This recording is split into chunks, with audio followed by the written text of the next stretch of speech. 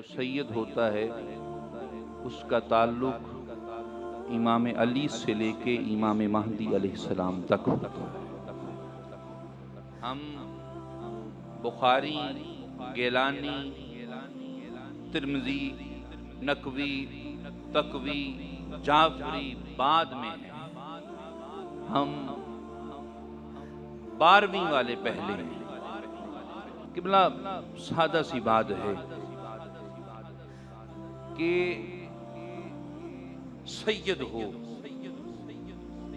اور اسے 12 کی پہچان نہ ہو تو وہ گجر سید تو ہو سکتا ہے، حسنی حسینی سید نہیں ہو سکتا۔ اور بدبخت ہیں وہ قبلہ شاہ جی معذرت کے ساتھ جن کے اپنے بابے کا ذکر ہو رہا ہو اور انہیں کسی اور کے بابے کی فکر پڑی ہوئی۔ قبلہ سید بھی ہو، ذکر اپنے بابے کا ہو رہا ہو اور اٹھ کے کہے جی آپ صحابہ کا ذکر کیوں نہیں کر رہے؟ صحابہ کو جس در سے صحابیت ملی ہے اسے علی ہی تو کہتے ہیں۔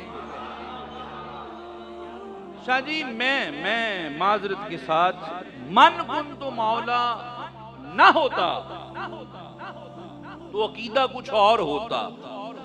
جب سے من کنت مولا فہذا علی مولا سنا ہے، واللہ تعالی توحید کے ساتھ رسالت اور رسالت کے ساتھ ولایت پر ایمان رکھنا واجب سمجھتا ہوں۔ ہر صحابی الحمدللہ حضرت ابوبکر صدیق کی صداقت کو سلام، عمر فاروق کی عدالت کو سلام، عثمان غنی کی حیا کو سلام، ہر صحابی کو سلام۔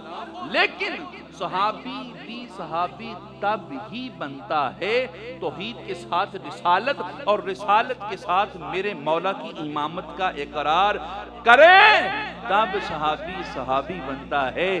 تو پھر افسوس نہیں ہوتا اس سید پر کھڑا ہو کے کہے کہ مولا کا ذکر تو ٹھیک ہے، آپ صحابہ کا ذکر کیوں نہیں کرتے؟ او اللہ کے بندے، کیا تو مولا کو صحابہ نہیں سمجھتا؟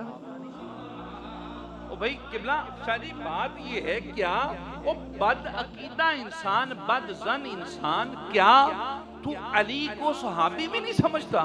کچھ دیر پہلے میں نے ایک چھوٹی سی کسی کی چھوٹا سا کلپ سنا تھا، اس میں حضرت فرما رہے تھے صاحبزادہ سید تھے وہ، اور وہ فرما رہے تھے کہ جی علی کا ذکر بڑا کرتے ہو، آپ صحابہ کا بھی ذکر کیا کرو۔ بھئی صحابی ہوتا ہی وہ ہے جو علی علی کرے۔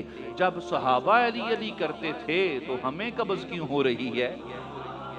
جب صحابہ علی علی علی ہر جگہ قبلہ، ہر جگہ جب صحابہ علی علی کرتے تھے تو ہمیں تکلیف کیوں ہو رہی ہے؟ دوستان محترم،